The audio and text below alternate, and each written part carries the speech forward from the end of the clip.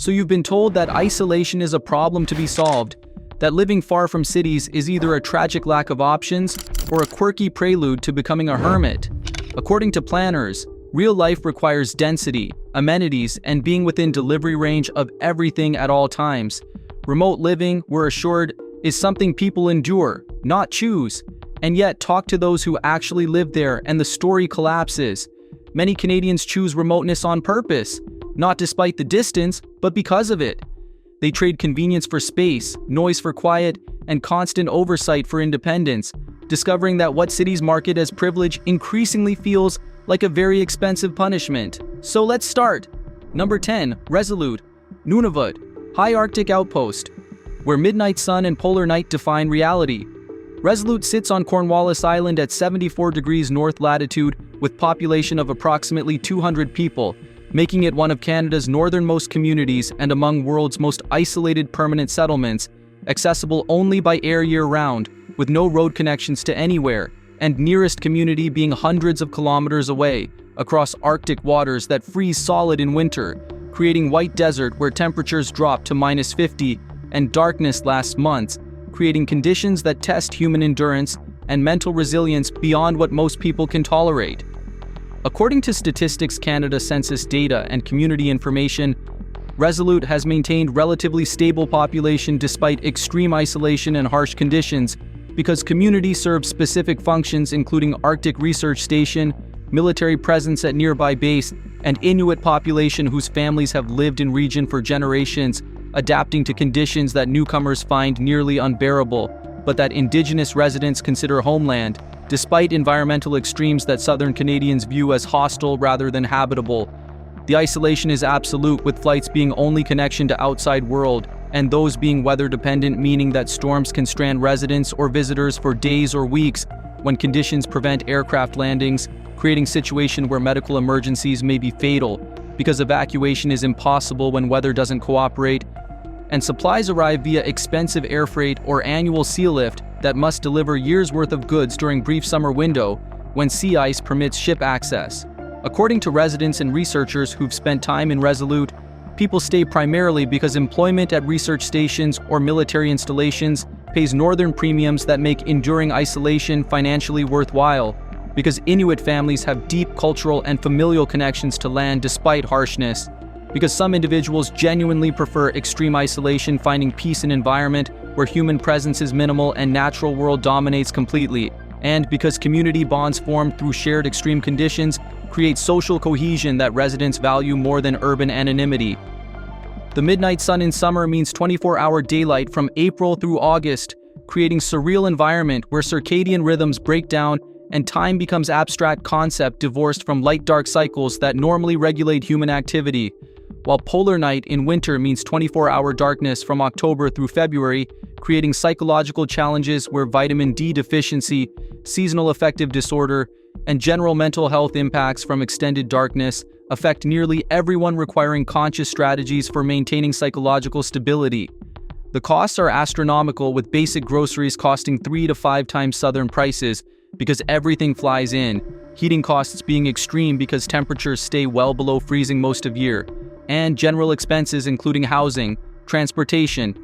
and services being elevated to levels that make Southern Canadian complaints about cost of living seem trivial by comparison, when reality is that Arctic living requires incomes that are substantially elevated, or acceptance of poverty that isolation makes more tolerable than urban poverty, where comparisons to others' wealth create psychological pain that isolation minimizes. One long-term resident describes staying in Resolute as conscious choice to live in place where nature dominates and human presence is minimal, where community is tight because survival requires cooperation, where independence means something real because you can't just call for help and expect it to arrive quickly, and where modern world's chaos and constant noise and demands feel distant and irrelevant, making isolation feel like privilege rather than punishment, despite hardships that are real but manageable when priorities align with what isolation offers. Number 9. Alert, Nunavut. World's northernmost permanent settlement. Alert sits on Ellesmere Island at 82 degrees north latitude, making it world's northernmost permanently inhabited place with population that fluctuates between 60-80 people, consisting primarily of military personnel, and contractors operating weather station and signals intelligence facility, located only 817 kilometers from North Pole in an environment so hostile that permanent civilian population doesn't exist, because survival requires infrastructure and support systems that only military and government installations provide. According to Canadian Forces and Environment Canada information, Alert has no permanent residents in conventional sense, with population consisting entirely of rotating personnel on temporary postings lasting months before returning south,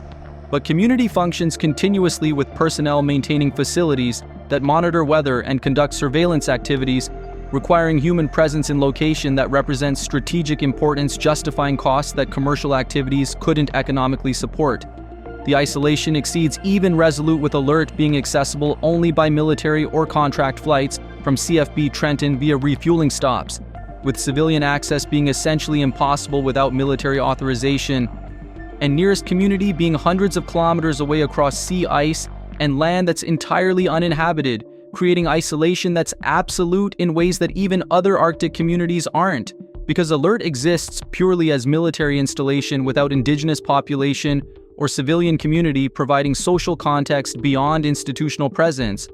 According to military personnel who've served at Alert, people accept postings because northern allowances and benefits make temporary isolation financially attractive, because military service requires going where assigned regardless of personal preferences, and because some individuals genuinely find experience of living at world's northern extreme to be compelling despite hardships, including darkness lasting months, temperatures routinely hitting -40 or 50, and social isolation that comes from small rotating population where interpersonal dynamics can become intense in confined environment. The polar night lasts approximately 4 months from late October through late February, creating complete darkness that psychologically impacts everyone, while midnight sun lasts from April through August, creating 24-hour daylight that disrupts sleep patterns and creates different but equally challenging psychological conditions, where normal circadian rhythms completely break down, requiring artificial routines to maintain mental and physical health. The environment is utterly hostile, with temperatures dropping to -60 during winter, winds creating wind chills that can cause frostbite in minutes, making outdoor activity dangerous without proper clothing and awareness, and wildlife including polar bears, requiring constant vigilance because encounters can be fatal if proper protocols aren't followed in an environment where humans are intruders in territory that belongs to animals, adapted to conditions that humans barely tolerate with modern technology. Number 8. Grise Fiord, Nunavut, Canada's northernmost civilian community. Grise Fiord sits on Ellesmere Island at 76 degrees north, with population of approximately 150 people, making it Canada's northernmost civilian community. Established controversially in 1953 when Canadian government relocated Inuit families from northern Quebec to assert sovereignty in high Arctic, creating community that originated from government policy rather than organic settlement, but has persisted as permanent home for families who've adapted to extreme conditions and established cultural and economic life in an environment that's extraordinarily challenging. According to census data and community history, Grise Fiord has maintained relatively stable population despite extreme isolation and harsh conditions, because Inuit families who were relocated have established deep connections to place despite controversial origins of community's founding, and because some residents genuinely prefer isolation, finding value in traditional hunting lifestyle and tight-knit community that extreme conditions create through necessity of cooperation for survival. The isolation is severe, with community accessible only by air, with flights being infrequent and weather-dependent, and nearest communities being hundreds of kilometers away across uninhabited Arctic territory, creating situation where supplies arrive via annual sea lift during brief summer window and expensive air freight during rest of year, making costs elevated and creating vulnerability where supply chain disruptions can create genuine hardship when replacement goods can't arrive quickly. According to residents and anthropologists who've studied Grise Fiord, people stay because familial and cultural connections to community are strong despite its controversial founding, because Inuit hunting and fishing traditions provide food security and cultural continuity that residents value deeply, because government employment provides incomes that are elevated with northern allowances, and because some individuals genuinely prefer isolation from southern Canadian society, finding peace and independence in remote Arctic location.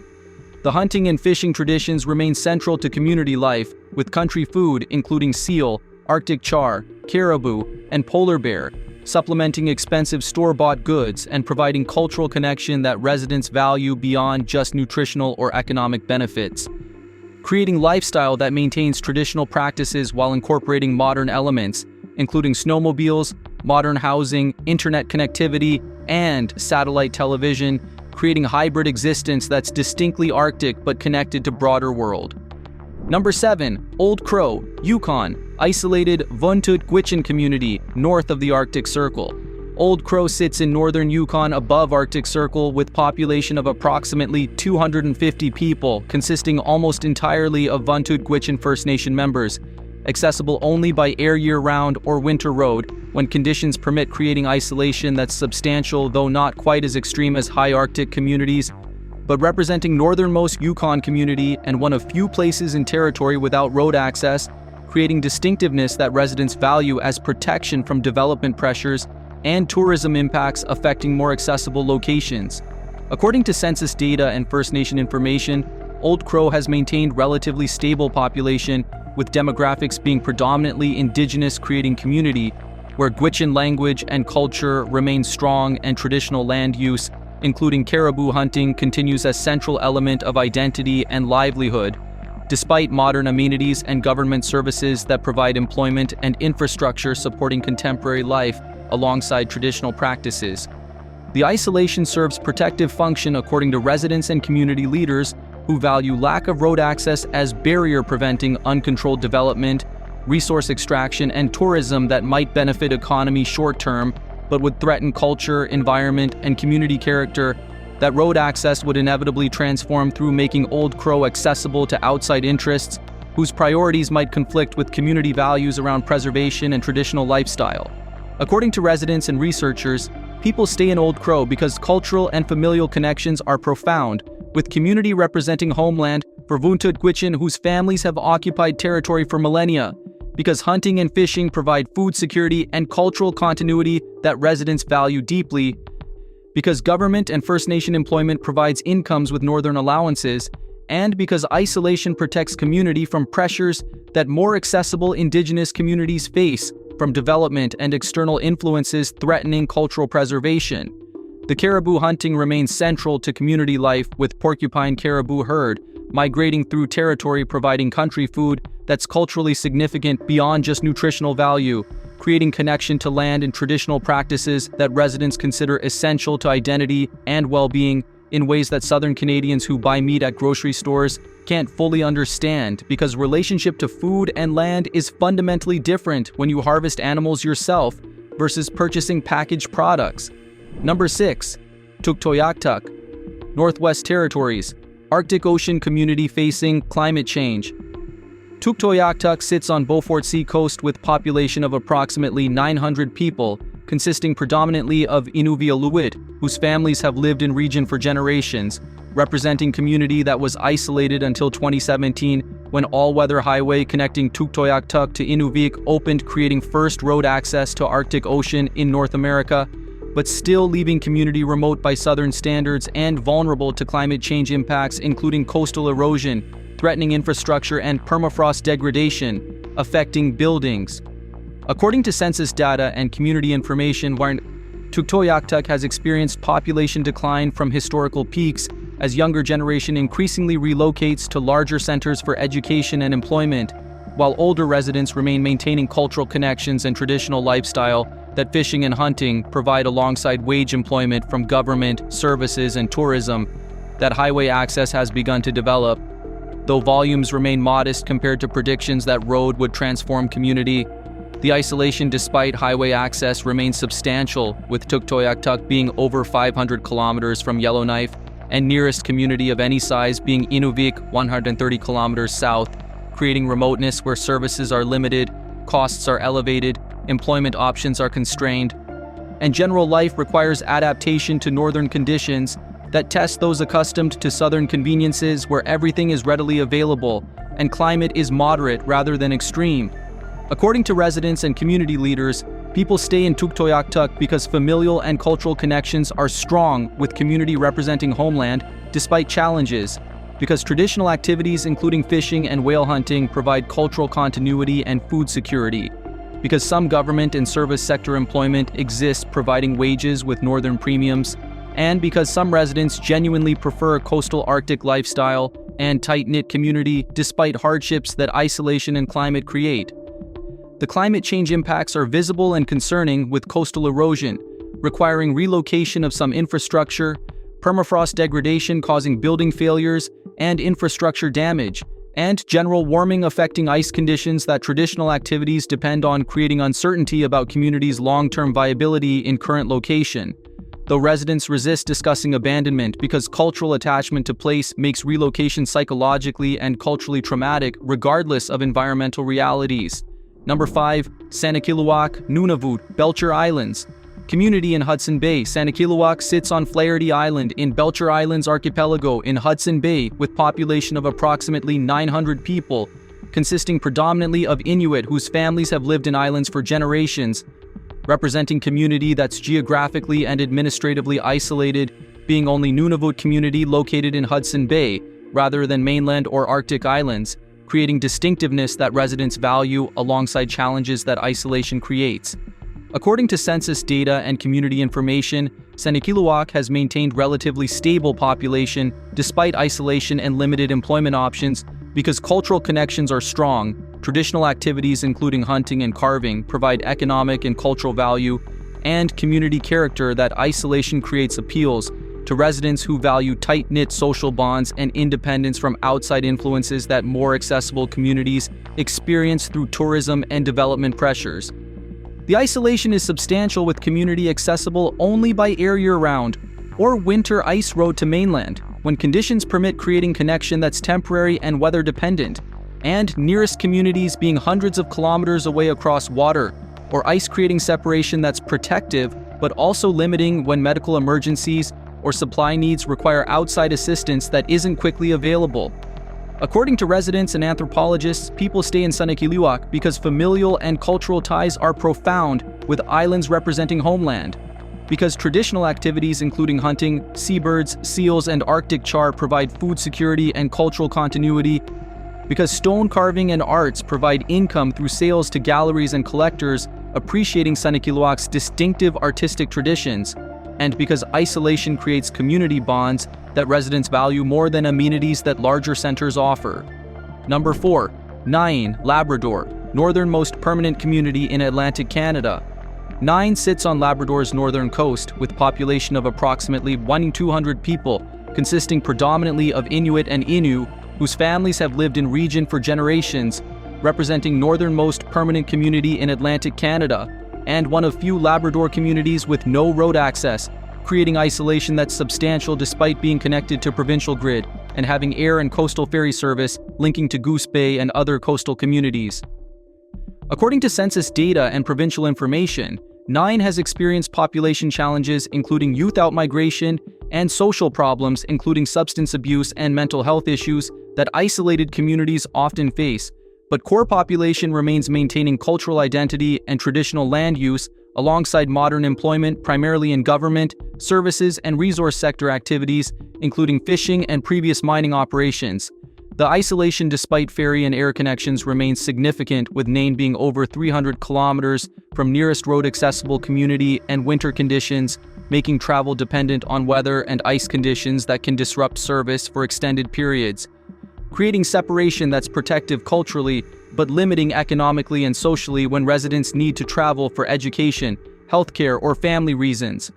According to residents and community leaders, people stay in Nain because cultural and familial connections are profound, with community representing homeland for Labrador Inuit whose land claim established Nunavut government, providing self-determination. Because traditional activities including fishing, hunting, and gathering provide food security and cultural continuity. Because government and service employment exists with northern premiums, and because community bonds and cultural identity that isolation protects are valued more than urban amenities that relocation would provide.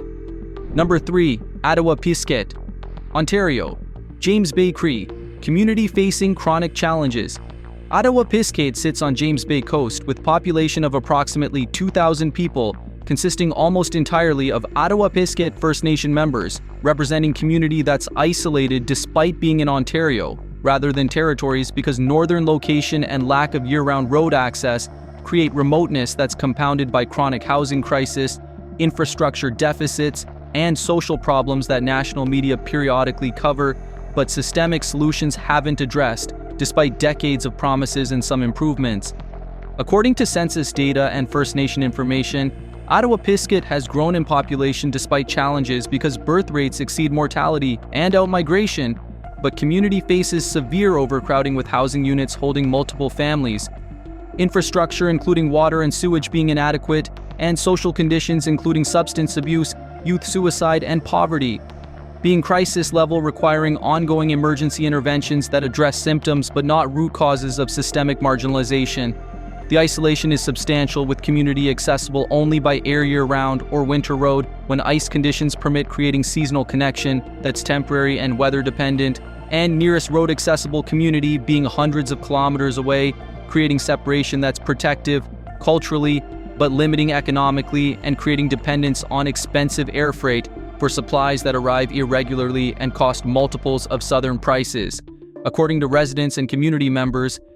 people stay in Attawapiskat despite hardships because community represents homeland with profound cultural and spiritual significance, because family and social networks are irreplaceable even when conditions are difficult, because leaving means abandoning language and culture that off-reserve life threatens through assimilation pressures, and because despite challenges there's strength and resilience in community that media coverage focusing on crises often overlooks when portraying Indigenous communities as simply broken, rather than recognizing agency and reasons people choose staying. Number 2. Deline, Northwest Territories. Great Bear Lake Community. Seeking Healing Deline sits on Great Bear Lake's western shore with population of approximately 500 people, consisting predominantly of Dini, whose families have lived in region for millennia, representing community that's isolated despite territorial highway access, because distance from Yellowknife and winter-only road create remoteness compounded by historical trauma from uranium mining at Port Radium that Deline men worked at without radiation protection, causing cancers and deaths. That community is still processing through healing initiatives and apologies that came decades too late. According to census data and community information, Deline has maintained relatively stable population despite isolation and economic challenges because cultural connections are profound. Traditional activities, including fishing on Great Bear Lake, provide food security and cultural continuity, and community has achieved self-government agreement, providing autonomy that residents value as opportunity to determine own priorities rather than having outside governments dictate development and policies affecting community. The isolation despite highway creates separation because winter road operates only briefly, and distance means that traveling to Yellowknife requires full days drive in challenging conditions, creating remoteness where services are limited. Employment options are constrained primarily to government and services, and costs are elevated though less extreme than communities accessible only by air. According to residents and community leaders, people stay in Deline because place represents homeland with spiritual significance, particularly Great Bear Lake, which has cultural and environmental importance, because healing from uranium mining legacy requires collective effort that's easier in community where shared trauma is understood, because self-government provides opportunity to rebuild according to Dini values and priorities, and because despite challenges there's peace and beauty in location that urban life can't match. Number 1. Pond Inlet, Nunavut, Baffin Island gateway to Northwest Passage. Pond Inlet sits on northern Baffin Island with population of approximately 1,600 people, consisting predominantly of Inuit, whose families have lived in region for generations, representing community that's isolated despite having regular air service, because distance from southern Canada and location in high Arctic create remoteness that's profound even by northern standards, but community has maintained cultural vitality and developed tourism economy around Eclipse Sound and proximity to Northwest Passage, creating economic opportunities alongside traditional activities. According to census data and community information, Pond Inlet has maintained relatively stable population with younger generation, experiencing typical tensions between traditional lifestyle and modern opportunities requiring education and employment that often mean leaving community. but many return after gaining experience elsewhere because cultural and familial connections draw people back to homeland, despite challenges that isolation creates. The isolation is substantial, with community accessible only by air, with flights connecting to Iqaluit and Ottawa, making travel expensive and time-consuming, and supplies arriving via annual sea lift or expensive air freight, creating costs that are elevated and vulnerability when supply chains are disrupted. But residents have adapted to conditions and developed strategies for managing isolation, including strong social networks and traditional activities providing food and cultural continuity. According to residents and community leaders, people stay in Pond Inlet because cultural identity is profoundly connected to place dates, because hunting and fishing provide not just food, but cultural continuity and transmission of knowledge to younger generations, because community has successfully developed tourism economy providing employment while maintaining control over development and protecting environment, and because despite isolation and costs, there's quality of life including safety, natural beauty, and social cohesion that urban areas increasingly don't provide. The traditional activities including narwhal hunting remain culturally and economically important, providing country food and income from sales of tusks and meat, creating connection to land and animals that's central to identity and well-being, while modern amenities including internet, modern housing, and services provide contemporary comforts, making isolation less harsh than historical conditions, though challenges remain, including high costs and limited employment diversity. The reality of choosing isolation. These 10 communities demonstrate that isolation isn't simply hardship, but can be chosen condition valued for qualities including cultural preservation, community cohesion, independence from outside interference, natural beauty, peace from urban chaos, and lifestyles centered on traditional activities that urbanization threatens, creating situations where residents consciously choose remote living, despite recognizing trade-offs including costs, limited services, and practical challenges that isolation creates. The reasons people stay are complex, including cultural and familial connections that can't be replicated elsewhere,